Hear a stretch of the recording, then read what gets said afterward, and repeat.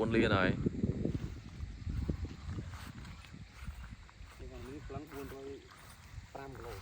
អូ 400 ជាង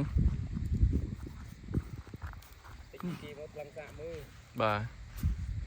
មើលពីចង្អាយទូចដល់មើលចិត្តបានធំ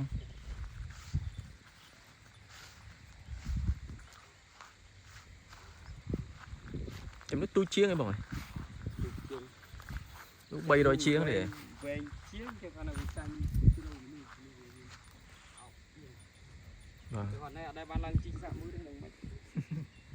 នេះមកទេ300 ជាងហ្នឹងតែ383ទៅអ៊ំនោះ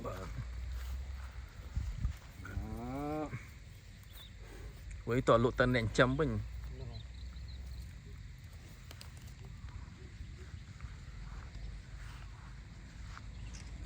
បើផែនដាក់ចំណីប៉ុណ្ណឹងគេទិញ10000 1500នេះចំណី មកពីដល់ក្រៅនេះទិញដល់ទិញ 12300 ឡើងចឹង អូនេះខាងណាវិញបង ក្រោមសុន ស្រុននេះអូ បើយើង300ឡើង12000ក្រោម300 11500ចឹងណាមេបាទចាប់ពី250ចុះ12000អូ250ឡើង12500គាត់ទិញខ្ពស់តា តែគីឡូធំធំ3000ជាង ព្រមទិញខ្ពស់តែគាត់លក់ថ្លៃដែរគាត់លក់ចេញថ្លៃដែរតែទិញតម្លៃហ្នឹងហើយតលក់ចេញតម្លៃខ្ពស់ដែរមែនចំណេញ នេះរួម